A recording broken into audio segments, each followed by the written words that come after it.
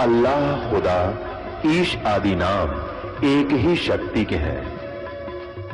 वो कैसा है, कहां है, कैसे मिलता है, किसने देखा है?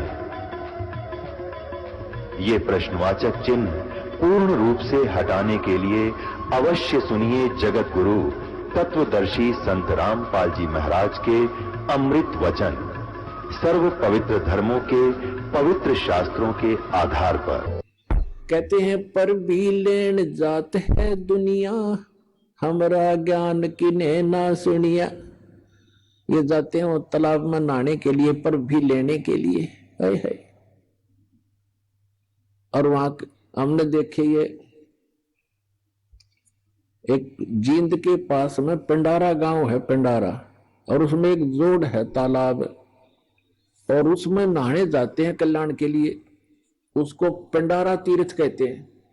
वहां देखा हमने ऐसा जल उसका गर्मियों में, उसमें गधा भी ना बढ़े। अरे ये श्रद्धालु उसमें लौटे, थोड़ा सा पानी लेके न्यू करें, वो पानी घना था नहीं, सारे नुला के कल्याण हो जाएगा, क्योंकि मोक्ष के लिए भटक रही है आत्मा। तो परमात्मा कहते हैं पर भी लेन जात है दुनिया, हमरा ज्ञान किन्हें ना सुनिया। तो परमात्मा का बताया करते, तो वो इनके गले उतरा नहीं। मनु जी का, वशिष्ठ जी का, इनका जो ऋषि पाक रहे थे, संस्कृत भाषा शुद्ध जाने थे, और वो भगवान आने बताने आए थे। चारों युग में आए मालिक। सत कहते हैं सतयुग में सत सुकृत कह टेरा, त्रेता नाम मुनिंदर मेरा, द्वापर में करुणा में कलाया, और कलयुग नाम कबीर धराया। चारों युग में हम आए। सतयुग में सतसुकृत नाम था परम पिता का, त्रेता में मुनिंदर ऋषि नाम से आए और समझाने की चेष्टा की, लेकिन इन संस्कृत के ज्ञाताओं ने मात्राओं में उलझे हुए, इन अज्ञानियों ने उस लाल को पहचाना नहीं। और कहते हैं द्वापर में हम करुणा में नाम से आए थे, एक बाल्मीक के को मिले थे, ऐसे ही जैसे कलयुग में एक धानक को, जुलाहे को मिले थे कमल के फूल। ऐसी लीला करते हैं प्रत्येक युग में परमात्मा। और कलयुग में कबीर नाम से आए थे। तो ये क्या बताते हैं परमात्मा कि हम चारों युग में आते हैं, और ये मात्रा की व्याकरण की भक्ति करने वाले ये भगवान को पहचान नहीं पाते। तो क्या बताते हैं परमात्मा ने बताया है कि हम चारों युगों में आते हैं, लेकिन ये पहचान नहीं पाते। तो उस चुनक ऋषि ने अपने आप निष्कर्ष जैसा भी सुना था ब्रह्मा से या किसी अन्य ऋषि गुरु से, ये फाइनल मान लिया कि ओम नाम है पूर्ण ब्रह्म का, कंप्लीट गॉड का। और उसके साथ साथ एक समय जब ब्रह्मा जी कमल के फूल पर इस काल ने धोखे से बैठा दिए, उससे पहले का उसका जीवन ब्रह्मा जी को कुछ नहीं मालूम है, कैसे जन्म हुआ, कहां से आ गया। कमल के फूल के ऊपर वो बैठा पाया,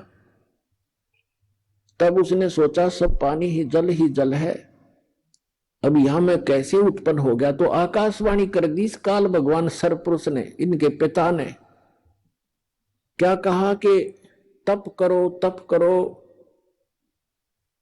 1000 वर्ष तक ब्रह्मा जी ने तप किया, फिर कहा सृष्टि करो। अब उनकी बैटरी चार्ज कर दी सिद्धियों से, तब से सिद्धियां आती हैं, और सिद्धियों से यहाँ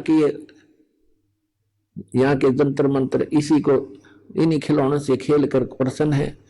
उसमें सिद्धियां आ गई तप करने से, और उसको फिर ये ब्रह्मा की पदवी दे दी, जिसके अंदर ऐसा गुण भर रखा था। इन सिद्धियों से और स्पीड से घूमते चलते हैं वो गुण की रेज।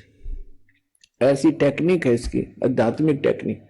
तो कहने का भाव ये है कि ब्रह्मा जी ने गलती से उस आकाशवाणी को भी पूर्ण परमात्मा का आदेश मान लिया, और वही सभी ढंढोरा पीट दिया अपने वंशजों को, इन ब्राह्मणों को या ऋषियों को। तो फिर क्या हुआ कि पूरे के पूरे ऋषियों में एक ये लोक वेद बन गया कि भगवान की आकाशवाणी है तप करो। और वेदों में कहीं तप नहीं लिखा, ना गीता में। जो तप करते हैं उनको तो दुष्ट लिखा है 17वें अध्याय के 5 और 6, 7 मंत्र में गीता जी में, कि जो शास्त्र विधि को त्याग कर जो मनमाना घोर तप को तपते हैं वो दुष्ट लोग मुझे भी दुखी करते हैं, और जितने भी कमलों के अंदर बैठे हुए जो देव हैं उनको भी दुख देने वाले होते हैं, उनको राक्षस समझना। लेकिन ये अबू जी इनका काम करी नहीं, इन्होंने तप वहां से ले लिया, ओम नाम का जाप यजुर्वेद अध्याय नंबर 40 के मंत्र नंबर 15 से सिलेक्ट कर लिया, कहीं की ईंट और कहीं का रोड़ा। अब टुनक ऋषि ने साधना शुरू की, जैसे ये करते ही रहे हैं, और गीता अध्याय नंबर 11 के श्लोक नंबर 32 में ये कहता, अर्जुन मैं काल हूं और सबको नष्ट करने के लिए प्रवृत्त हुआ हूं। 11वें अध्याय के 47-48 में इसने कहा कि अर्जुन ये मेरा वास्तविक रूप है, मैं ऐसा हूं, ये है मेरा स्वरूप, और इसके दर्शन तेरे अतिरिक्त पहले किसी ने नहीं किए, ना आगे कोई कर सकता, और ना कोई जप से, ना तप से, ना वेदों वर्णित विधि से, ना कोई किसी यज्ञ से मेरे दर्शन, इस रूप के दर्शन नहीं कर सकता, अर्थात ब्रह्म प्राप्ति नहीं हो सकती। और इन्होंने ओम नाम का जाप जपया, वो इस ब्रह्म का सरपुरुष का ही है। 8वें अध्याय के 13वें श्लोक में गीता जी में स्वयं कहता है, ओम इति एकाक्षरम ब्रह्म विहरण माम अनुस्मरण ये प्रयाति तदंदेहम स याति परमाम गति। तो इन्होंने इस ओम नाम का जाप किया, और ये 11वें अध्याय के 47-48 में इनका अकल काम करी नहीं। गीता जी में जो कहता है मेरी प्राप्ति, मेरे इस रूप का दर्शन, अर्थात मेरी प्राप्ति ब्रह्म प्राप्ति ना वेदों वर्णित विधि से, न जप से, न तप से, न किसी यज्ञ से किसी प्रकार भी नहीं हो सकती। तो जिस कारण से इन्होंने हठ योग भी किए, ओम नाम के जाप भी किए, समाधिस्थ भी हुए। तो ये कैसा करता है, ये जैसे कोई भी साधक साधना करने लगा, उनको मिसगाइड करने के लिए किसी को तो शंकर भगवान के रूप में दर्शन दे दिए, अपने पुत्र के रूप में। तो उस ऋषि ने मान लिया कि ये जो शंकर भगवान है ये काल का पुत्र है, तमोगुण, ये ताम इनके पास रहता है ऋषियों के। तो उन्होंने मान लिया ये है भाई परमात्मा, मैंने समाधि ला को खूब देख लिया, समाधि दशा में मुझे इसके दर्शन, और वो दिखा था काल। उसने कस प्रतिज्ञा कर रखी है कि मैं अपने वास्तविक रूप में कभी किसी को दर्शन नहीं दूंगा। गीता अध्याय नंबर 7 के श्लोक नंबर 24-25 में स्पष्ट कर रहा है कि ये मूर्ख समुजन समुदाय मुझ अव्यक्ति को, अव्यक्तम को व्यक्तिम आपनम मनन्ते अबुझा, मैं अव्यक्त रहता हूं, अपनी योग माया से छुपा रहता हूं, कभी किसी के समक्ष नहीं आता। ये मेरा अटल घटिया नियम है, अविनाशी नियम है, और ये मूर्ख मुझे कृष्ण मान रहे होंगे व्यक्ति। अब श्री कृष्ण तो सामने खड़ा था, वो कैसे कहता मैं छुपा रहता हूं। इसे सिद्ध है, उसमें वो काल बोल रहा था। तो उसने, तो ये ऐसी लीला करता है, तो इसलिए प्रतिज्ञा कर रखी है, ये मेरी अटल प्रतिज्ञा है, इसलिए ये किसी को विष्णु के रूप में दर्शन दे देता समाधि दशा में। वो विष्णु जी को फाइनल गॉड मानकर उसकी महिमा बना दी अपना आत्मा। अब जैसे प्रतिमाएं बनाई गई हैं, ये ऋषियों ने समाधि लगाई, और समाधि में जिसको भी जिस रूप में दर्शन मिले उसने उस मिट्टी की मूर्ति उसी बना दी।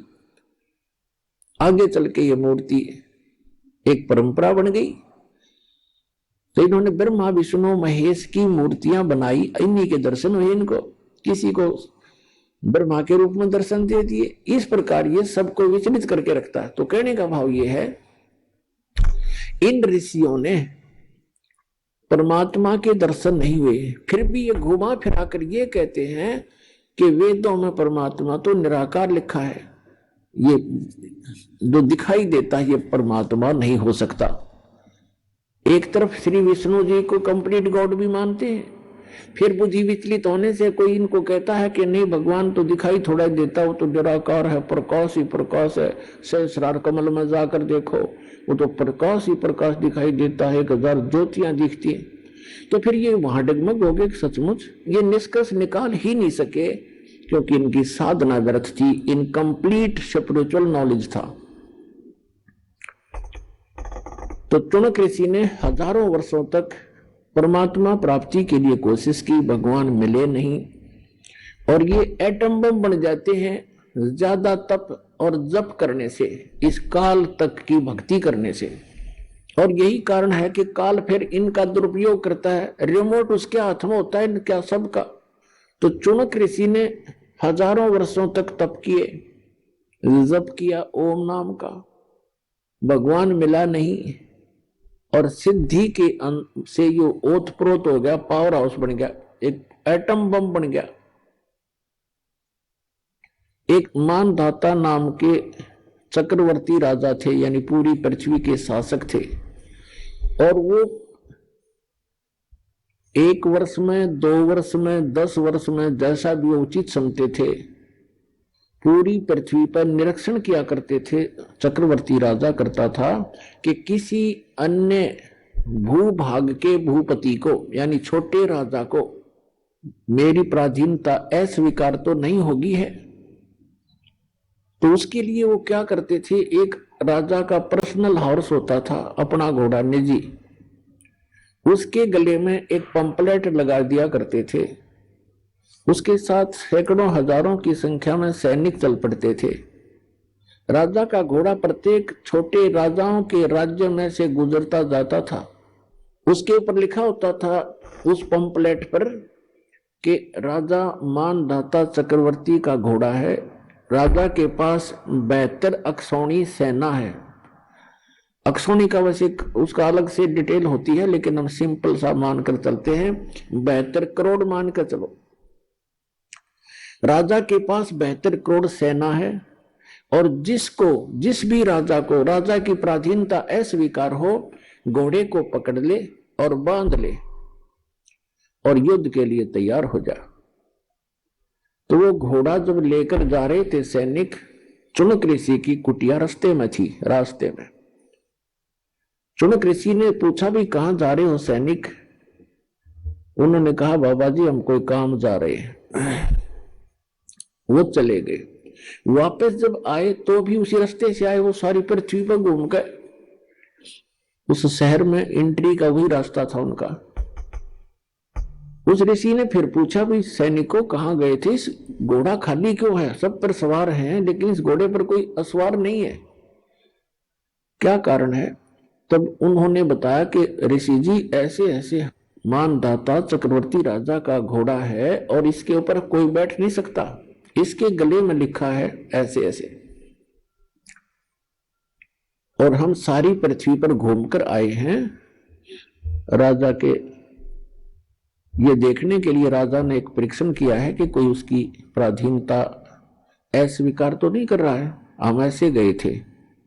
तो उस ऋषि ने देखो रिमोट काल के हाथ में बम बना लिया, पहले तो गलत साधना करवा के चुनक ऋषि से, रिमोट उसके हाथ में। अब ये मन कौन है? ये मन एलिमेंट है, उस काल का एक अंश है, आत्मा उस दयाल की अंश है। अब देखो ऋषि के मन में उसने रिमोट से ऑन कर दिया, ऋषि के मन में आ गया कि राजा तो अपने आप को बड़ा अहंकारी हो गया है, इसको इतना अभिमान हो गया, इसका अभिमान ठीक करना चाहिए। अब ऋषि ने कहा कि सैनिकों यदि मैं तुम्हारे राजा का युद्ध स्वीकार कर लूं तो क्या हो? तो सैनिक ही होते हैं, सूरवीर होते हैं, उनके बोलने की शैली भी कड़क होती है। वो कहने लगे रे कंगले, तेरे दाने खाने को नहीं, अपनी जपले माला चुप करके हैं, और युद्ध करेगा तू मानधाता चक्रवर्ती के साथ, तेरी क्यों सामत आई है? बदले अपनी माला बदले। अब ऋषि जी का और दूना दुख हो गया कि इसके सैनिक इतने अभिमानी हैं, तो राजा तो पता नहीं क्या होगा, इसको सेट करता हूं। तो चुनक ऋषि ने कहा कि मैंने स्वीकार कर लिया तुम्हारे चक्रवर्ती राजा का युद्ध, और इस घोड़े ने बांध दो मेरी कुटिया के इस पेड़ के। अब वो सैनिक तो तैयार बैठे थे, बांध दिया घोड़ा तुरंत। अभी आए ऋषि जी, हम एक आज्ञा ले आते हैं राजा की। अब राजा को जाकर बताया कि ऐसे ऐसे एक चुनक नाम के ऋषि ने आपका युद्ध स्वीकार कर लिया। राजन मंत्री सलाहकार होते हैं, वो कहते हैं देखो आज एक आदमी की हिम्मत, एक ने सिर उठाया है राजन, कल न कोई और भी बकवाद कर देगा, धीरे धीरे क्रांति आ जाएगी। और कहते हैं बुराई को शुरुआत में ही नष्ट कर देना चाहिए। तो राजा ने कहा ठीक है जाओ। तो राजा ने अपनी सेना की 3 विभाग कर दिए, 3 बटालियन बना दी। और एक टुकड़ी में 18 करोड़ सेना भेज दी एक ऋषि को मारने के लिए। उधर से उस काल के पुजारी ने, चुनक ऋषि ने, ब्रह्म के साधक ने सारे जीवन में जो डले ढोए थे उसकी 4 पुतली बना ली, 4 परमाणु बम बना लिए वचन से। पुणात्मा, जो आध्यात्मिक मार्ग है, जो साधना ऋषि करते हैं, ये भगवान से ही कुछ पावर कलेक्ट कर लेते हैं। और वो तो समर्थ है जिसके वचन से सारे ब्रह्मांड चल रहे, सब जीव बन गए, सब पशु पक्षी बन गए, बन रहे हैं, उसी तरह क्रिया कर रहे हैं। वो तो उसके वचन की शक्ति से, और उसी में से थोड़ी सी सिद्धि यानी हल्दी की गांठ प्राप्त करके ये मनुष्य भगवान बन बैठता है। तो चुनक ऋषि ने उस सारे जीवन में जो डले ढोए थे, जो कंकर पत्थर इकट्ठे करे थे सिद्धियों के, उसकी 4 पुतली बना दी, 4 एटम बम बना दिए, परमाणु बम। एक पुतली छोड़ दी, उसके इतने टुकड़े हो गए एक पुतली के, और उस 18 करोड़ सेना का सेकंडों मिनटों के हिसाब में नाश कर दिया, कत्लेआम कर डाला। राजा ने दूसरी टुकड़ी भेज दी, ऋषि ने अपना दूसरा परमाणु छोड़ दिया, 72 करोड़ सेना का नाश कर दिया उस काल के पुजारी ने। अब गीता अध्याय नंबर 7 के श्लोक नंबर 18 में गीता ज्ञानदाता कहता है, ये ज्ञानी आत्मा है तो उदार अच्छी आत्मा है, चले थे भगवान पाने के लिए, लेकिन ये मेरे वाली अनुतम अटल अटल अनुतम यानी मेरे वाली ही अनुतमाम अति घटिया गति में स्थित रहे। अब देखो, चुनक ऋषि ने 72 करोड़ सेना का नाश कर दिया। उन आत्माओं, चाहे कोई तीर तो मार दे, कोई तलवार से काट दे, कोई गोली लाठी तो मार दे, पत्थर तो मार दे, उसको उतना ही पाप लगता है। और चाहे कोई वचन से मार दे, उसका वो हथियार है तो उतना ही अपराधी है जितना के गोली से मारने वाला होता है। अब पूरी पृथ्वी पर चुनक ऋषि की महिमा होगी, लेकिन उस कमबख्त ने ये नहीं पता था, न तो अपने भविष्य में बबुल बिजली। अब यहां परमात्मा कहते हैं 72 अक्षौणी अक्षय करी चुनक ऋषि सुवर एक, ये दे धारे जोरा फिर ये सभी काल के वेख। सूक्ष्म वेद में बताया परमात्मा ने कि 72 अक्षौणी अक्षय करी, 72 अक्षौणी का नाश कर दिया उस चुनक ऋषि स्वर एक। पुण्यात्माओं, ये सूक्ष्म वेद की वाणी कोई बालकों की नहीं है, ये इतना गूढ़ रहस्य छुपाए हुए हैं अपने अंदर। ये इन आज तक के ये कबीर पंथीर फलाने इन रोज पढ़ते थे, गरीबदासी इनका कख भी समझ में नहीं आया। चुनक ऋषि स्वर एक, ऋषि स्वर जैसे मुनि मुनिवर, ऋषि ऋषिवर, ऋषि स्वर यानी ऋषियों में श्रेष्ठ, उन श्रेष्ठों में भी श्रेष्ठ, परम श्रेष्ठ ऋषि। उस परम श्रेष्ठ ऋषि के ये काले कर्म है, ये कर्तव्य है काले कारनामे। क्या बताते हैं कि 72 अक्षौणी अक्षय करी चुनक ऋषि स्वर एक, उस अकेले ने 72 करोड़ का नाश कर दिया। और फिर बताते हैं दे धारे जोरा फिरे, जोरा माने मौत, क्या ये चलती फिरती मौत है तुम जिनको ऋषि कहा करते थे। ये दे धारे जोरा फिरे, जोरा माने मृत्यु, ये सभी काल के भेख। एक दुर्वासा नाम के ऋषि थे, ऐसे सिद्धि ये काल की साधना करके ओम नाम तक की, और ये भी सिद्धि युक्त हो गए। एक बार श्री कृष्ण जी के पुत्र प्रद्युम्न सहित और कुछ अन्य यादवों ने जाकर दुर्वासा ऋषि के साथ मजाक कर दिया, एक गर्भवती लड़की का सांग बना लिया, प्रद्युम्न को गर्भवती लड़की जैसा स्वांग कर लिया, उसके पेट पे एक कड़ा बांध लिया, छोटा सा कड़ा जैसे छोंक छांक लान की आकर कढ़ाई सूखी सब्जी बनाने की, और ऊपर का कपड़ा लपेट दिया, लोगड़ लगा दिया, बांध दिया, और लड़कियों वाले वस्त्र पहना कर ले गए। एक उसका नकली पति बना लिया और द्वारका के बाहर बनी में जंगल में दुर्वासा भक्ति कर रहा था, दोना लाए बैठा था।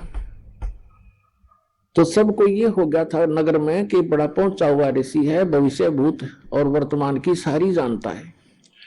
तो वो श्री कृष्ण जी की आड़ में अभिमानी हो गए थे यादव सारे। वो श्री कृष्ण तो ऊपर किसी ने नहीं मानने थे। फिर भी जैसा तत्व ज्ञान की कमी से इतनी त्रुटियां सभी में आ जाती है, तो वो इकट्ठे होकर चले कि भी चलो दुर्वासा की परीक्षा लेते हैं, ये कैसा बहुत भविष्य की जानता है। दुर्वासा जी के पास जाकर कहने लगे कि महाराज जी, इनके बहुत दिनों के बाद विवाह के 10-20 वर्ष के बाद परमात्मा ने सुनी है और ये इसकी पत्नी है, इसको गर्भ रहा है। ये उतावले हो रहे हैं ये जानने के लिए कि इनके पुत्र होगा या पुत्री। आप तो भूत भविष्य की सारी जानते हो। दुर्वासा ने देखा अपना जानते हैं, दूरबीन लगा के, वो तो सारा फंड था। उसने श्राप दे दिया उनको कि इससे यादव कुल का नाश होगा। भागो उठाया चमटा, फिर वो करी लाल आंखें, वो बालक भाग लिए। उसके वचन से 56 करोड़ यादव आपस में लड़के मर गए, कट के कत्लेआम कर दिया उन्होंने। उस वचन से इतना प्रभाव हो गया उनमें, आपस में लड़ मरे।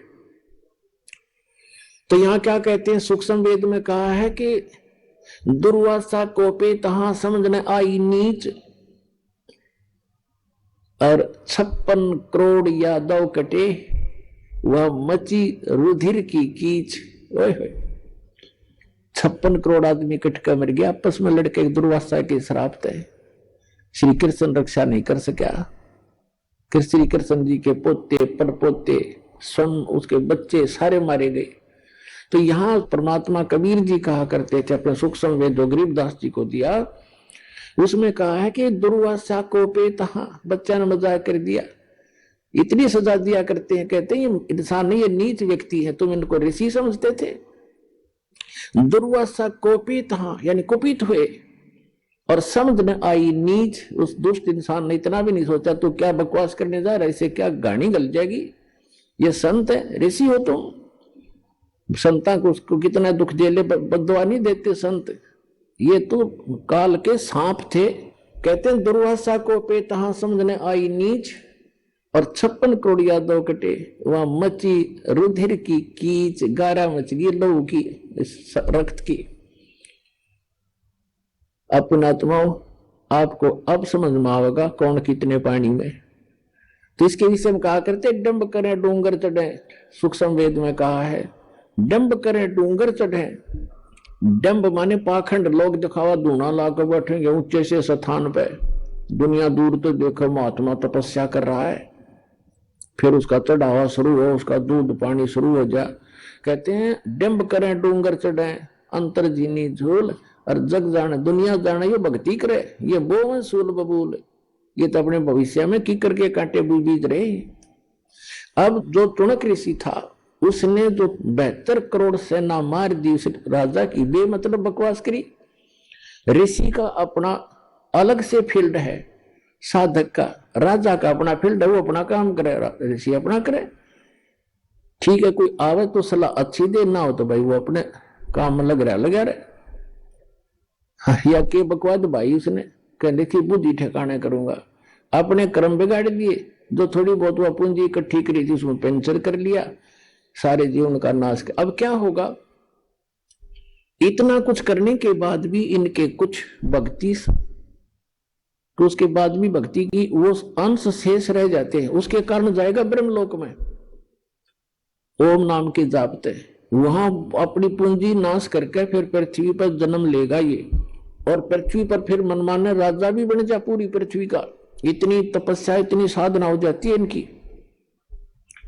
और फिर 84 लाख योनियों के चक्कर में भी पड़ना ही पड़ना पड़ेगा। जब इसका 84 लाख योनियों में कष्ट उठाने का नंबर आएगा, जब ये कुत्ता बनेगा ये चुनक ऋषि, और इसके सिर में जख्म होंगे, कीड़े पड़ेंगे, और वो कीड़े जो 72 करोड़ सेना मारी थी इसने चूट चूट कर खाएंगे। तो पुण्यात्माओं, परमात्मा के सदात्म ज्ञान से आपको पता चलेगा कि कौन से, जैसे गीता अध्याय नंबर 7 के श्लोक नंबर 29 में कहा है कि तत्वदर्शी संत जो मिल जाएगा वो व्यक्ति तत्ब्रह्म से परिचित हो जाते हैं, संपूर्ण अध्यात्म ज्ञान से, सभी कर्मों से परिचित हो जाते हैं उस तत्व ज्ञान में। ऐसा ज्ञान है। देखो कितना बड़ा मुकदमा मोल ले लिया उसने किसी ने बगैर ज्ञान के। ऐसे अग्नि में हाथ डाल देते हम अपने आत्मा। परमात्मा कहते तुमने उस दरगाह का, तुमने उस सच्चे दरबार का मैल नहीं देखा और धर्मराज का तिल तिल का लेखा। उस सच्चे परमात्मा के आदेश से धर्मराज यहाँ का जो चीफ जस्टिस है एक ब्रह्मांड का, कहते वो एक मासा कम नहीं कर सकता, तिल की वृद्धि नहीं कर सकता, वो उसको सब भोगने पड़ेंगे। तुमने जैसे भी सोच भी अगर गलत रखते हो तुम, सोच का भी भोग भोगना पड़ेगा। आपने कर दिया हो तो कहना है क्या है। अब जो प्रसंग चल रहा है, एक समय एक गुरु और शिष्य चले जा रहे थे। रास्ते में एक मछियारा मछली पकड़ रहा था किसी सरोवर से, और वहां से जाल भर के और बाहर डाल रहा था। वो तड़प तड़प कर शरीर छोड़ रही थी। उस लड़के ने, शिष्य ने, छोटा बालक था 10-15 वर्ष का, उसने पूछा गुरुजी ये प्राणी जो ऐसा अपराध कर रहा है इसको क्या सजा मिलेगी। गुरुजी कहने लगे बेटा फिर बताऊंगा, अब आजा सुमन कर अपना। चल चलते सफर कर रहे थे। 4-5 वर्षों के बाद क्या देखा, एक हाथी का बच्चा मस्ती में उछल कूद मचा रहा था। उछल कूद करते करते 2 वृक्षों के बीच में फंस गया। अब जैसे तैसे झटके झुटके मार कर निकल तो आया, लेकिन खाल सारी छुल गई, बुरी तरह खाल उतर गई। छोटा बच्चा था, वर्षा के मौसम था, उसके कीड़े पड़ गए। सैकड़ों की, हजारों की, लाखों की संख्या में कीड़े उसको मोटे मोटे कीड़े खान लग रहे, और वो चिल्लावा बुरी तरह। अब वो दोनों गुरु शिष्य फिर चले जा रहे थे। वहां उस शिष्य ने पूछा गुरुदेव इस प्राणी ने कौन से जन्म में ऐसा कर्म कर दिया जो इसको ये कीट खा रहे हैं, ये चिल्ला रहा है। तब उस गुरुजी ने बताया बेटा जो मछियारा था ना, जो मछियां पकड़ रहा था और वो मछियां तड़प तड़प कर जीव छोड़ रही थी, प्राण त्याग रही थी, ये हाथी का बच्चा वो मछियारा है और ये कीड़े वो मच्छी है। आज अपना टेट फॉर टेट ये भोग रहा है, प्राप्त कर रहा है। तो पुण्यात्माओं परमात्मा कहते तुमने उस दरगाह का मैल नहीं देखा और धर्मराज के तिल तिल का लेखा। उस भगवान के दरबार में, यानी धर्मराज के दरबार में एक एक तिल का हिसाब होगा आपका, पाई पाई का, एक एक नए पैसे का। अब हम आते हैं जो दास आज आपको सत्संग सुनाने चाह रहा था, अभी तो भूमिका बनी है। श्रीमद् भगवद गीता अध्याय नंबर 7 के श्लोक नंबर 19 में कहा है बहुनाम जन्मान अन्ते ज्ञानवान माम प्रपद्यते।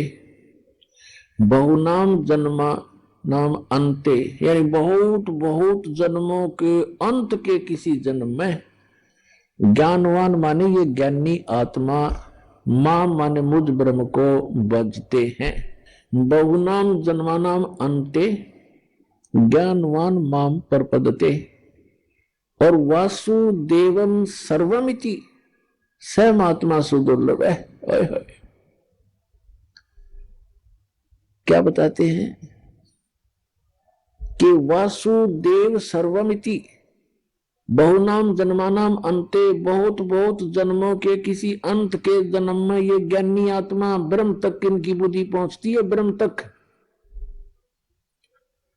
और ये बताने वाला साधु संत महात्मा के वासुदेवम सर्वमिति, वासुदेवम ये बताने वाला महात्मा तो सुदुर्लभ है कि वासुदेव ही सब कुछ है, वही सबका उत्पन्न करने वाला है, सर्व उत्पादक है। वही सबको पूज्य है, वही पाप नाशक है और वही इष्ट रूप में बनाकर पूज्य है। ये बताने वाला कि वासुदेव सर्वमिति, यह बताने वाला कि वासुदेव ही सब कुछ है। ये तो कंटिन्यू ज्ञान चल रहा है। पहले तो तीनों गुणों ब्रह्मा विष्णु महेश तक की भक्ति को खुद रिजेक्ट कर दिया, अपने सतर की तीनों की भक्ति को रिजेक्ट करके ब्रह्म कह रहा है ये काल श्री कृष्ण में प्रवेश करके कि मेरी भक्ति केवल ज्ञानी आत्मा करते हैं, और वो भी मेरे सही ज्ञान को ना समझ कर मेरे वाली ही घटिया अनुत्तम इस गति में स्थित रहे। हो गया स्पष्ट। अब ये कहता है कि ब्रह्म से ऊपर जिसकी बुद्धि जाती है, ब्रह्म तक भी मुश्किल थे ये ज्ञानी आत्मा, कोई कोई किसी अंत के जन्म में बहु नाम जन्मा नाम अंते ज्ञानवान माम पर पदते, बहुत बहुत जन्मों के किसी अंत के जन्म में किसी ज्ञानी आत्मा की बुद्धि ब्रह्म तक पहुंचती है। और वासुदेव सर्वमिति, वो वासुदेव है सब कुछ, उसी वही पाप नाशक है, वही पूजा के योग्य है, वही सबका इष्ट होना चाहिए और वही पूर्ण मोक्षदायक है, वो सारी सृष्टि का रचने वाला है। ये बताने वाला महात्मा तो सुदुर्लभ है, बड़ी मुश्किल से मिलेगा। अपने आत्माओं, ये गीता और वेद कोई बालकों के लेख थोड़े थे। ये ऋषि महर्षि शर्मा के चले गए, इनको कख नहीं पता चला। क्या बताते हैं सूक्ष्म वेद में परमात्मा ने स्वयं आकर बताया है कि 9 मन सूत उलझिया और ये ऋषि रहे जखमार और सतगुरु ऐसा सुलझा देगा उलझन दूजी बार। परमात्मा दुल्हाए का काम करते थे और 1 किलोग्राम एक शेर सूत उलझ जाता, वो कच्चा सूत, उसको सुलझाने में 2-2, 3-3 दिन की दाढ़ी चली जाती थी उनकी। अगर गांठ पड़ गई तो धनी का सूत, फिर वो कपड़ा महंगा बेकारी, उसके उल्टा पटक जा और पैसे लेने आ रहे, तो उसको सुलझाना पड़ता था कि ये टूटे नहीं, और तब वो कपड़ा बन सकते थे जब उनकी दाढ़ी बननी थी। तो कहने का भाव ये है कि ये जो आध्यात्मिक जो सूत है, एक शेर की बजाय इसने तो 9 मन सूत उलझा दिया, 360 किलोग्राम। परमात्मा कहते हैं अनजान ऋषियों ने 9 मन सूत उलझिया, ये ऋषि रहे जखमार और सतगुरु ऐसा सुलझा दे उलझन दूजी बार। अब ऐसा सुलझा दिया इस दास ने परमात्मा की दया से, इस कलयुग में नहीं उलझेगा यू तत्व ज्ञान।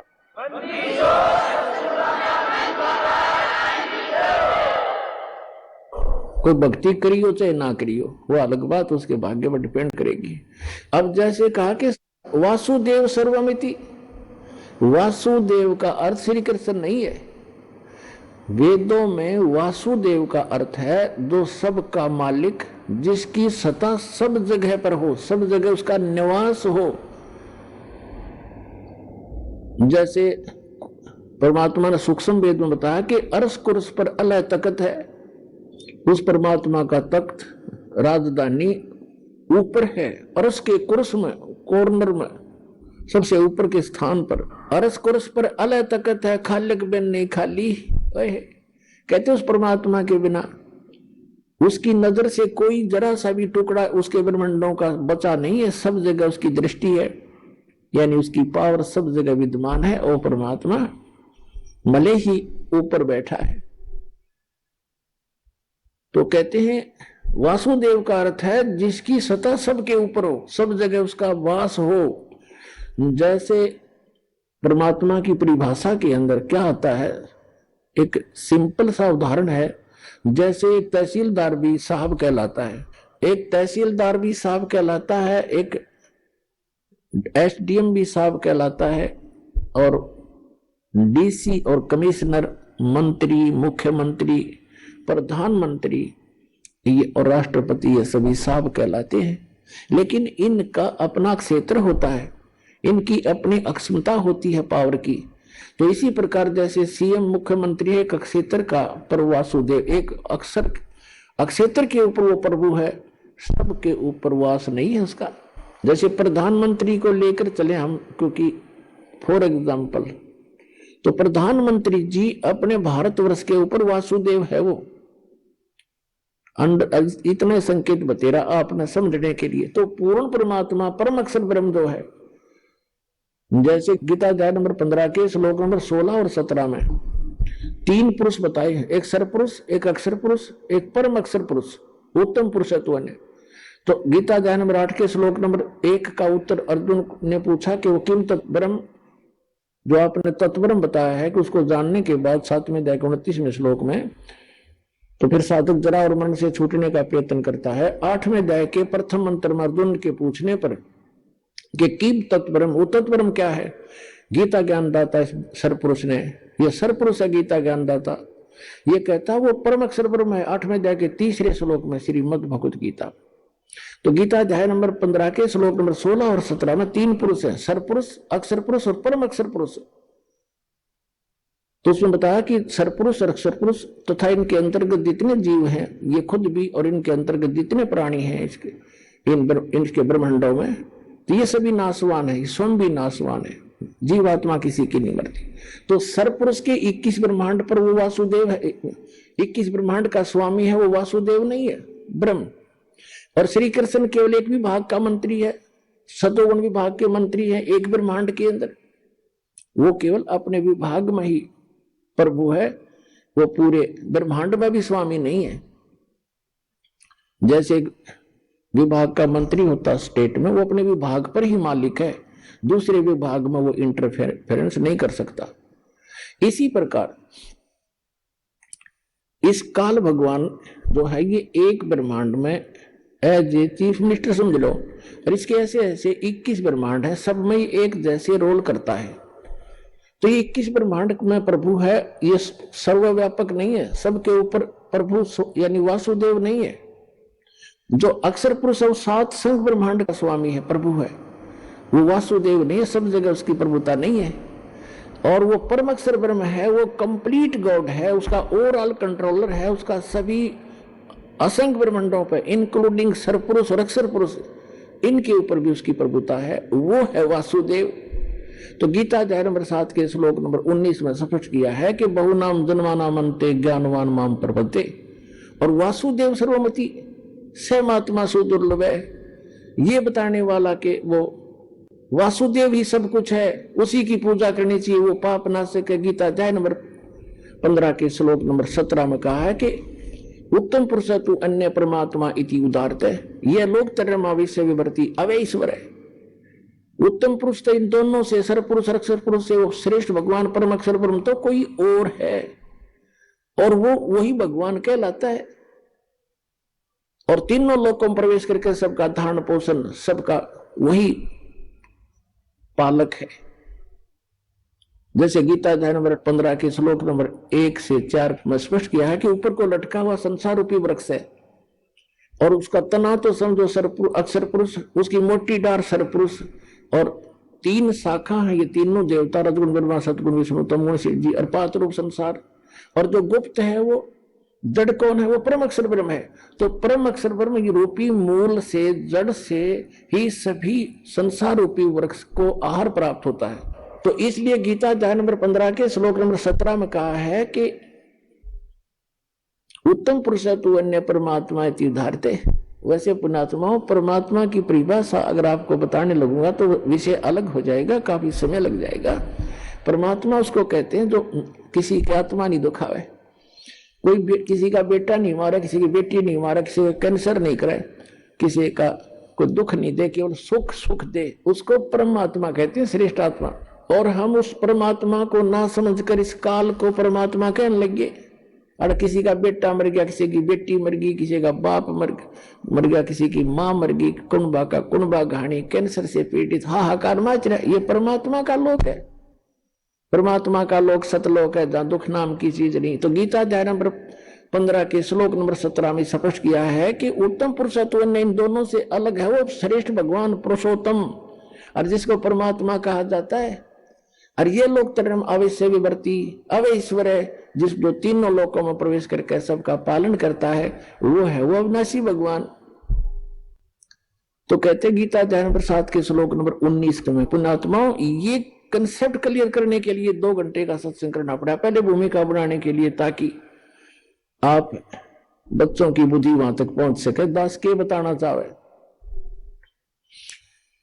आपके ऊपर कैसे रहम हुआ है परमात्मा का, आपको शिक्षित किया। अगर अशिक्षित होते तो आप मेरा पत्थर मारते, ये क्या कह रहा है। और आज कुछ दिनों के बाद देखिए दास को पलकों पे बिठाएगी पूरा संसार। तो प्रसंग चला था कि गीता अध्याय नंबर 7 के श्लोक नंबर 19 में कहा है कि वो तत्वदर्शी संत तो बड़ा दुर्लभ है जो ये बतावेगा कि वासुदेव ही सब कुछ है। अपने आत्माओं, एक पंजाब का रहने वाला था, एक किसान था बहुत बड़ा, राम राय नाम था उसका। 800-900 बीघा जमीन थी, किसान था, सिख था। पहले ये सिख थे, सिख का यानी अपने हिंदुओं से ही अलग से। जैसे आज ये राधा स्वामी वाले कौन है, इसमें सभी जाति के लोग हैं हिंदू ही तकरीबन, या सिख भी हैं। आगे चल के ये धर्म का रूप धारण कर लेगा तो हमारा दुर्भाग्य ही होगा। तो ऐसे ही वो सिख धर्म, सिख माने शिष्य परंपरा से चल रहे थे, उस उनमें से था। और गुरु ग्रंथ साहिब की वाणी से वो काफी प्रभावित तो हैं सिख धर्म के पंजाब के व्यक्ति। तो गरीबदास साहिब जी आए हुए थे, उस परमात्मा को प्राप्त कर चुके थे, भगवान उनको मिले थे, सचखंड लेकर गए थे, वापस छोड़ा था। और उनको परमात्मा कबीर जी ने वो उनके अंतःकरण में ये अनमोल तत्व ज्ञान फीड कर दिया था। वो तत्व ज्ञान उन्होंने गरीबदास जी की वाणी रूप में दास के पास उपलब्ध है। तो उनका गरीबदास जी का शिष्य लुधियाना के पास एक वासियर गांव है, वासियर, उसके बाहर बनी में सफर कर पैदल चला करते थे। और वहां नहा धोकर कुएं पे, किसी जल पे, तालाब पे बैठ गया। सुबह सुबह नित्यनेम कर रहा था, ऊंची स्वर में ब्रह्मवेदी बोल रहा था। और वो सिख राम राय जी नहाने सुबह सुबह सैर सपट्टे को गया। तो वाणी के बड़े मर्मज हैं, बड़ी प्यारी लगती है वाणी। उन्होंने देखा भी बड़ी गजब की वाणी किसकी है, तो खींच लिया आत्मा को, उसके पास जाकर बैठ गया। जब उस भक्त ने अपना नित्य नियम कर लिया तब उससे कहा कि महाराज जी, ए भक्त, ये वाणी किसकी है। उन्होंने बताया कि ये मेरे गुरुदेव की वाणी है। तो राम राय ने पूछा, वो संत अभी शरीर में है या शरीर छोड़ गए। उन्होंने बताया भी शरीर में है। पूरा पता ले लिया उसने, राम राय ने, कि एड्रेस बता मुझे, इस महापुरुष के दर्शन करूंगा। तो वहां से चल पड़ा, छुडानी पहुंच गया लुधियाना से। अब गांव में गरीबदास जी कैसे थे, किसान के घर जन्म था, जाट थे, 1300 बीघे जमीन थी, बड़े बीघे हार थे, यानी ना 2500 बीघा जमीन थी, लगभग 1400 एकड़ वर्तमान की। और खूब पैसे वाले थे। और लेकिन खेत में अपना हाथ से काम करते थे, खेतों पशुओं का चारा भी सोम लाते थे, क्योंकि महापुरुषों में अभिमान नहीं होता, ना धन का, ना तन का, ना किसी संतान का। और राम राय जी सुबह सुबह पहुंचे छोड़ानी गांव में। थोड़े से घर थे, कुछ बाहर के व्यक्ति भी आ जाते थे गरीबदास जी के दर्शन और प्रवचन सुनने के लिए। 10-20 मिनट बैठ जाते थे, 2-4, 5-4 उनके शिष्य। आइए अब हम उन श्रद्धालुओं के अनुभव जानते हैं जो जगत गुरु तत्वदर्शी संत रामपाल जी महाराज जी से दीक्षा प्राप्त कर चुके हैं तथा उनके द्वारा बताए गए भक्ति मार्ग पर चल रहे हैं। नमस्कार जी। नमस्कार सर जी। क्या नाम है बहन जी आपका? महक दासी। बहन जी आप कहाँ के रहने वाली हैं? गांव झांसा, डिस्ट्रिक्ट कुरुक्षेत्र, तहसील पेवा की रहने वाली हूँ। बहन जी, संत रामपाल जी महाराज से नाम दीक्षा आपने कब ली? मैंने 18 सितंबर 2013 में नाम दीक्षा ली संत रामपाल जी महाराज से। बहन जी, संत रामपाल जी महाराज से नाम दीक्षा लेने से पहले क्या आप कोई भक्ति साधना भी करती थी? हाँ जी, हम राधा स्वामी पंथ से जुड़े हुए थे। मेरे मम्मी पापा 30 साल से राधा स्वामी पंथ से जुड़े हुए थे। तो मेरी मम्मी 15 साल से पाठी की सेवा कर रही थी। वहाँ पे उन्हें जितनी सेवा वो वहाँ करके आती थी, घर आके उतना ही घर में कलेश, पैसों की इतनी तंगी थी, बहुत परेशान थे, घर में इतनी लड़ाई झगड़ा, पैसे एक एक पैसे के लिए रोते थे। 10 रुपए की अहमियत भी हमें पता चलती थी कि 10 रुपए क्या होते हैं। इतने हम दुखी हो चुके थे इस पंथ में जुड़ के। पर हम किसी को ये नहीं कह सकते थे कि हम इतने परेशान हैं या कुछ, हम किसी को ये नहीं बता सकते थे। हमने देवी देवताओं की पूजा करी। मेरे पापा का एक्सीडेंट हुआ, ट्रेन एक्सीडेंट हुआ, मेरे पापा का टांग कट गई उनकी। फिर भी लोग ये कहते थे कोई नहीं, बचा लिया इनको, बाबा जी ने बचा लिया। हम पर इतने दुखी थे, इतना घर में कलेश, हम बिल्कुल बेरोजगार ही हो गए थे। मेरे पापा घर बैठ गए थे, चंडीगढ़ एडमिट रहे इतना टाइम। फिर उनकी जब टांग ठीक हुई तो फिर उसके बाद वो उनकी बॉडी की सारी नसें ब्लॉक हो गई थी, वो बेड पे बिल्कुल हो गए थे, बाथरूम सब कुछ बीच में ही होने लग गया था। इतने परेशान थे, रोटी रोटी खानी उनको उठा के बिठा के फिर उनको खाना खुना खिलाना पड़ता था। बहुत ज़्यादा दुखी हो चुके थे हम। फिर हम उनके मेरे पापा जैसे ही मेरे पापा का एक्सीडेंट हुआ था, हमारी शॉप थी, स्वीट हाउस था, तो हमारा काम बिल्कुल ठप हो गया। हलवाई भी छोड़ के चला गया, बहुत ज़्यादा काम, 10 रुपये की सेल भी नहीं रह गई थी हमारी दुकान पे। घर से ही लेके खा रहे थे जो भी खाना था। तो मेरा भाई जॉब करता था, वो अप डाउन करता था, करनाल जाना कहीं भी जाना। तो हमने सोचा वो दुकान सेल कर देते हैं तो हम कुरुक्षेत्रा में घर ले लेंगे। तो हमने वो दुकान सेल करके हमने कुरुक्षेत्रा में घर लिया। बहन जी, तो फिर आप संत रामपाल जी महाराज की शरण में कैसे आए? हम संत रामपाल जी महाराज की शरण में यूं आए, जब हम शिफ्ट हुए थे जिस दिन, मेरे पापा काम तो करते नहीं थे, वो घर ही बैठे रहते थे। तो जैसे ही गली में वो बैठ जाते थे, जैसे ही हम शिफ्ट हुए थे तीसरे दिन ही मेरे पापा बाहर बैठे थे, तो वो आगे भगत जी, उन्होंने बताया कि ऐसे ऐसे राधा स्वामी पंथ ये है वो है, गलत बताने लगे कि वो वहाँ ज्ञान सही नहीं है, भक्ति सही नहीं है, काल के नाम दिए जाते हैं, वो भक्ति बिल्कुल गलत है, आप बिल्कुल काल के मुंह में जाओगे, आप भक्ति सही भक्ति नहीं कर रहे, संत रामपाल जी महाराज की शरण में आओ।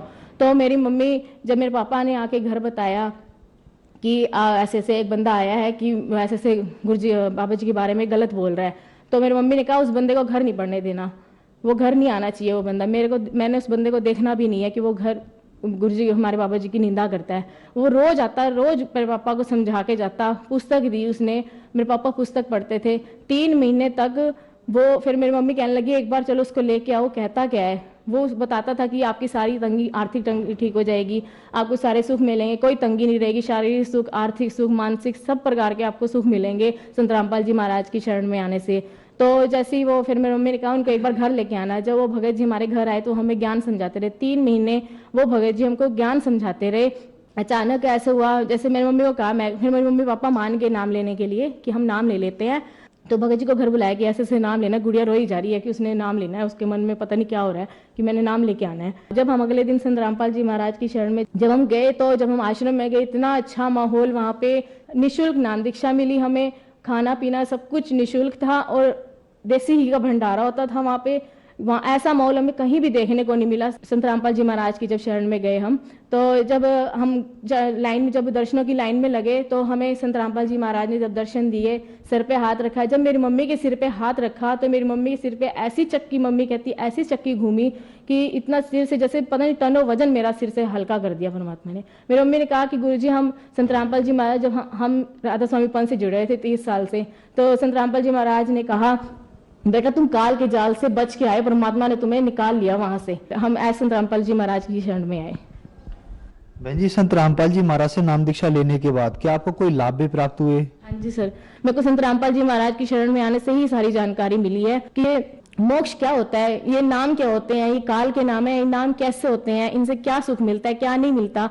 ये हमें संत रामपाल जी महाराज की शरण में आने से मेरे को मिला। सबसे पहला लाभ तो मुझे यही मिला, संत रामपाल जी महाराज की शरण में आने के बाद मेरी मम्मी की थायराइड की प्रॉब्लम ठीक हो गई थी। मेरी मम्मी थायराइड की गोली खाती थी, 8-10 साल से मेरी मम्मी थायराइड की गोली खा रही थी। वो संत रामपाल जी महाराज ने नाम लेने से वो मेरी मम्मी की दवाई बंद होगी, अब वो ठीक है, थायराइड की प्रॉब्लम में उसके बाद कोई प्रॉब्लम नहीं आई। तीसरा लाभ मुझे ये मिला, मेरी शादी के बाद मेरे पास बेबी नहीं था, मेरे को डेट की प्रॉब्लम थी। तो मैंने उस दिन, मैं बहुत परेशान थी, मैं दवाइयाँ कर करके थक गई थी, मैं इतनी दुखी हो गई थी कि मैं दवाई खाना, मेरे को एक जहर लगता था कि मैं दवाई खा रही हूँ, मेरे से खाई नहीं जाती। मैं संत रामपाल जी महाराज की अरदास करती थी कि परमात्मा मेरी दवाई छुड़वा दो, मेरे से दवाई नहीं खाई जाती। मैं इतनी थक गई थी दवाइयों से, इतने धक्के खा चुकी थी डॉक्टरों के 2 साल से। तो फिर मैंने उम्मीद छोड़ दी कि मैंने दवाई नहीं खानी, जो करना संत रामपाल जी महाराज जी करेंगे। तो प्रार्थना करवाई, तो गुरुजी ने यह जवाब दिया कि जो 60 साल की औरत को बच्चा दे सकता है जो परमात्मा, वो उस बच्ची को भी देगा। संत रामपाल जी महाराज ने यह जवाब दिया, और आप यकीन नहीं करोगे कि मैं 15 दिन बाद मेरी रिपोर्ट पॉजिटिव आई और 9 महीने बाद मेरे पास बेबी हो गया था, और मेरी जो डेट की प्रॉब्लम थी वो भी दिक्कत ठीक हो गई थी। चौथा लाभ मुझे ये मिला, कि मेरे ससुर जी हैं, जब मेरा हमारा रिश्ता हुआ था, जिस दिन जाना था मेरी मम्मी और ने देखने के लिए, तो उस दिन काम चल रहा था वुडन का मेरे ससुराल में, तो वुडन का काम चल रहा था, वो सामान सारा समेट रहे थे, तो ना पौड़ी पे चढ़े हुए थे, वो पौड़ी स्लिप करती थी, पर वो पौड़ी से फर्श गिला था, पैर चप्पल गिली होने की वजह से ना वो पौड़ी से पैर स्लिप हो गया और उनकी एड़ी की हड्डी क्रैक होगी। तो डॉक्टर ने बोला कि आपका ऑपरेशन हो गया। वो पहले उनको अम्बाला ले गए, वहां मेहंदी रहता डॉक्टर, उन्होंने कहा आपका ऑपरेशन किया जाएगा। एक दो और डॉक्टर को भी अम्बाला में दिखाया, फिर चंडीगढ़ भी लेके गए एक दो बार, पर वहां पे कोई इनको राहत नहीं मिली। उन्होंने कहा कि आपका ऑपरेशन ही होएगा। तो पर पापा के मन में प्रेरणा है कि एक बार आप प्रार्थना करवा लेते। उस टाइम गुरुजी आश्रम में थे, तो गुरुजी ने आशीर्वाद दिया कि बेटा आप ऑपरेशन करवा लोगे तब भी ठीक हो जाओगे, नहीं करवाओगे तो भी ठीक हो जाओगे। जैसे ही प्रार्थना का जवाब आया था, तो थोड़ी देर बाद मेरी सास ने कहा कि ऐसा करो, आप एक बार चल के तो देखो, एक दो कदम चल के तो देखो। जब गुरुजी ने, संत रामपाल जी महाराज ने कहा है कि आपका आराम आ जाएगा, ऑपरेशन के बिना ही आराम आ जाएगा, तो फिर आप चल के देखो। जैसे ही मेरे पापा चलने लगे, 2-4 कदम रखे, उनको दर्द कुछ नहीं महसूस हुआ और वो सही चलने लगे। और उसके बाद आज 5 साल हो गए हैं मेरी शादी को, अब तक ठीक है वो, उनको कोई दिक्कत नहीं आई है। नहीं तो डॉक्टर ने ऑपरेशन बोल दिया था, वो भी ऑपरेशन में रिस्क बोला था कि आप ठीक हो सकते हो कि नहीं हो सकते हो, कोई गारंटी नहीं है इस चीज की। और छठा लाभ मुझे ये हुआ था कि मैं मेरे पास ससुर जी ने ना शॉप सेल करी थी हमारी रिलेशन में। तो हमारे ना पैसे उसने दिए नहीं, 2.5 साल हो गए थे, 8 लाख रुपए थे हमारी, पैसे नहीं मिल रहे थे। हमने कितनी बार उसको बोला, पापा बहुत दुखी होते थे, परेशान होते थे, रकम छोटी नहीं थी, परेशानी बहुत ज्यादा हो रही थी कि कैसे मिलेंगे हमें पैसे। हम उसको इतना बोलते थे, वो कहता मेरे पास अभी नहीं है, प्रॉपर्टी बहुत मंदी हो रही है, मैं नहीं दे सकता अभी। तो वो कहता था ये शॉप ले लो। तो फिर मेरे पापा कहते थे नहीं हम नहीं लेते ये वाली शॉप। तो हमारी दुकान के सामने थी, जो दुकान हमारी है उसके सामने ही शॉप थी। तो फिर वो पापा प्रार्थना करवा लेते हैं गुरु जी को, परमात्मा तो सारे काम सवार देते हैं। तो मेरे पापा ससुर जी बोले, कहते करवा ले प्रार्थना। फिर मैंने एक दिन प्रार्थना करा ली, उनको बताए बिना ही मैंने प्रार्थना करवा ली। तो गुरु जी ने बोला था कि कोई बात नहीं, परमात्मा दया करेंगे। सेवा भी जमा करा दी। फिर 1-2 महीने बाद ही परमात्मा ने हमें वो दुकान ही दिलवा दी। हमें थोड़े पैसे और डालने पड़े, हमारे पैसे परमात्मा ने वापिस दिलवा दिए। और वो पैसे हमें पता ही नहीं चला कहाँ से आए। हमने गाड़ी भी ली नवी, तो गाड़ी के लिए भी हमने लोन करवाया, उस दुकान के लिए भी लोन करवाया था। वो लोन बंदा खुद चल के हमें लोन के कागज देने आया, हम नहीं तो खुद लोन करवाना हो तो बैंक हमें खुद जाना पड़ता है। वो उसके मन में परमात्मा ने पता नहीं संत रामपाल जी महाराज ने क्या प्रेरणा करी, वो बंदा चल के खुद हमारी दुकान पे वो हमें पेपर पकड़ाने आया। तो एक और लाभ ये है कि मेरे पित्ते में पथरी थी, जो डॉक्टर ने मुझे कह दिया था, जितने भी डॉक्टर थे मेरे को यही कहते, जिनके पास गई मैं, उन्होंने मेरे को ये बताया कि आपके पित्ते में पथरी है, आपका ऑपरेशन ही होगा, गॉल ब्लैडर निकाल दिया जाएगा, तो इसका और कोई इलाज नहीं है। और उसके बाद कोई खाने में इतनी दिक्कत, सब कुछ इतनी दिक्कत, इतनी मैं ये सोच के घबराती थी कि क्या बनेगा मेरा, मैं कुछ भी खाऊंगी मेरे को दिक्कत रहेगी। क्योंकि मेरे रिलेशन में कई ऐसे हैं तो जिन्होंने ऑपरेशन करवाया और वो बहुत दुखी हैं, तो मैं बहुत दुखी होती थी। मेरी डिलीवरी भी ऑपरेशन से हुई थी, मेरे को बहुत परेशानी थी कि मैं अब नहीं ऑपरेशन करवाना चाहती, जो करेंगे गुरु जी ठीक करेंगे। मैंने गुरु जी को प्रार्थना कराई, गुरु जी ने कहा कि परमात्मा भक्ति करो, अपने परमात्मा दया करेंगे। तो मेरी डिलीवरी के महीने बाद ही मेरे को इतनी दर्द उठ गई थी, महीने बाद दर्द उठती थी, वो मेरी दिनों दिन बढ़ती चली गई। रोज मेरे को दर्द रहने लगी, खाना पीना मेरा हराम हो गया था कि मैं 1 मिनट भी, अगर 1 निवाला रोटी का भी गले से नीचे उतर है ना, तो मेरे को दर्द उसी टाइम शुरू हो जाती थी कि मैं क्या खाऊं, मैं भूखी मर जाती थी। अपने बच्चे को फीड देनी, मैं इतनी परेशान हो जाती थी, मैं करूँ तो करूँ क्या। बस संत रामपाल जी महाराज आप ही मेरे को ठीक करो, मैं तो बहुत परेशान हो गई हूँ। तो जैसी मेरी दर्द इतनी बढ़ गई, 2-3 दिन तो मेरे से कुछ नहीं खाया गया।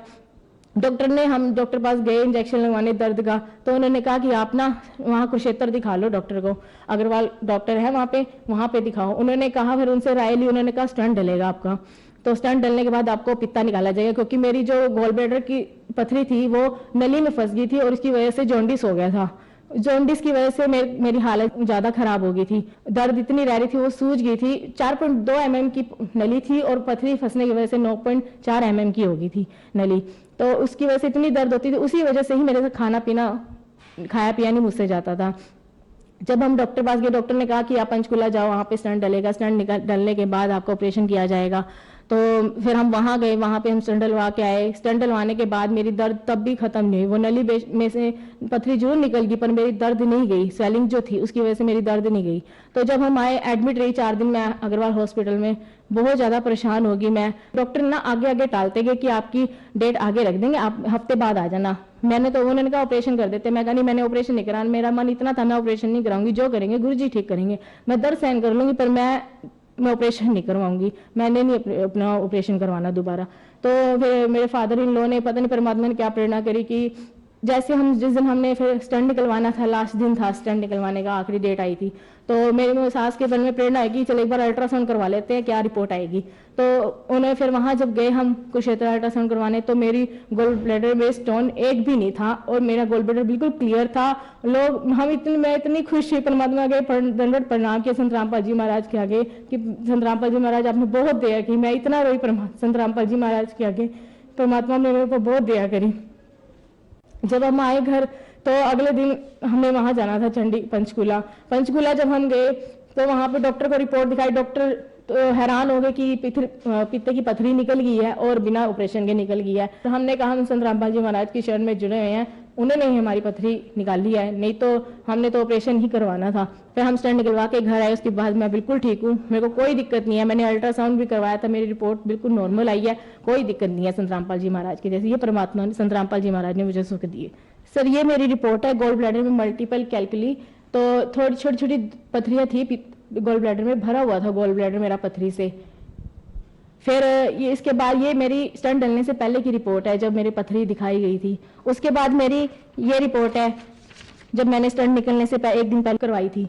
ये gall bladder is normal is thickness, मतलब ये वाली रिपोर्ट है, कोई पथरी नहीं है, बिल्कुल क्लियर है पथरी। उसके बाद मेरे को कोई दिक्कत नहीं आई, मैंने 1-2 बार और अल्ट्रासाउंड करवाया, कोई भी दिक्कत नहीं आई, बिल्कुल नॉर्मल है। इस रिपोर्ट को देखने के बाद संत रामपाल जी महाराज पे मेरा इतना विश्वास बन गया कि उन्होंने ही मेरा बिना ऑपरेशन के ही मेरे गोल ब्लैडर से पथरी निकाल दी। उन्होंने इतनी दया करी मुझ पे। मैं सोचती थी परमात्मा लाभ कैसे देता है, कैसे करता है, परमात्मा ऐसे भी लाभ देता है, इतने सुख देता है परमात्मा। संत रामपाल जी महाराज ने मुझे इतने सुख दिए, मुझे नहीं उम्मीद थी कि ऐसे कोई सुख मुझे मिलेंगे, इतने लाभ दिए परमात्मा ने। जैसे कि आपने बताया कि पहले आप राधा स्वामी पंथ में जुड़े हुए थे, वहां आपने बहुत सारी भक्ति साधना की, वहां आप बहुत ज्यादा परेशान भी रहे, आपके फादर भी बहुत ज्यादा बीमार रहे, लेकिन आप लोग संत रामपाल जी महाराज की शरण में आए तो आपने बताया कि आपकी पथरी बगैर ऑपरेशन के संत रामपाल जी महाराज ने ठीक की।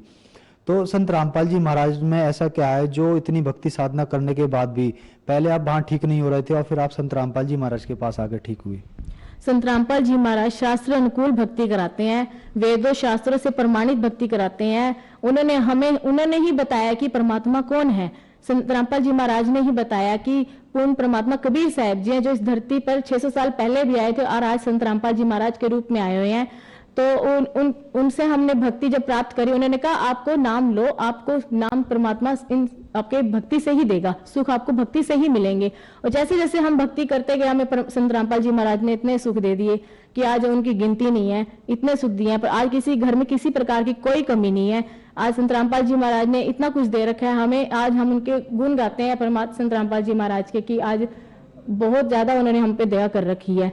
मैं तो यही कहना चाहूंगी, मेरी भाभी है जिसको बेबी नहीं हो रहा, मैं उसको कितने टाइम से बोल रही हूँ कि आप यहाँ आ जाओ, नाम ले लो, संत रामपाल जी महाराज की शरण में आ जाओ, आपको बेबी भी हो जाएगा, किसी प्रकार की कोई दिक्कत नहीं रहेगी, वो भी बीमार रहती है। मैं अपने ब्रदर को कहना चाहूंगी और सारे श्रद्धालुओं को यही कहना चाहूंगी कि आप संत रामपाल जी महाराज की शरण में आओ, नाम ग्रहण करो, कल्याण करवाओ। और मानुष जन्म दुर्लभ है, मिले न बारंबार, तरवर से पत्ता टूट फिर बहु न लगता डार। ये मानुष जन्म 84 लाख योनियों के बाद एक बार ही मिलता है, और इसमें ही हमें अक्षर ज्ञान दिया संत रामपाल जी महाराज ने, परमात्मा ने, कि अक्षर ज्ञान होने से ही हम परमात्मा को पहचान पाएंगे, हम अपने वेद शास्त्रों को खोल पाएंगे कि उसमें क्या लिखा है, परमात्मा के बारे में बता रखा है, क्या परमात्मा है, कौन परमात्मा, कैसे भक्ति मिलेगी, हमें शास्त्र अनुकूल भक्ति कौन करवा रहा है, हमें सिर्फ उन्होंने ही बताया है। और आपसे यही निवेदन है सभी से, संत रामपाल जी महाराज चैनल पर सत्संग आता है, संत रामपाल जी महाराज की अपना शरण में आकर अपना कल्याण करवा सकते हैं।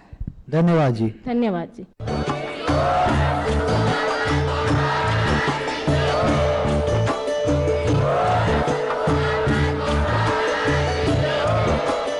आप सुन रहे थे जगत गुरु तत्वदर्शी संत रामपाल जी महाराज जी के मंगल प्रवचन। अधिक जानकारी के लिए विजिट कीजिए हमारी वेबसाइट www.jagatgururampalji.org। संत रामपाल जी महाराज जी के शुभ आशीर्वाद से पूरे विश्व भर में 500 से भी ज्यादा नाम दीक्षा केंद्र हैं, जिन पर संत रामपाल जी महाराज जी द्वारा ऑनलाइन निःशुल्क नाम दीक्षा दी जा रही है। अपने नजदीकी नाम दीक्षा केंद्र का पता करने के लिए संपर्क करें 8222880541।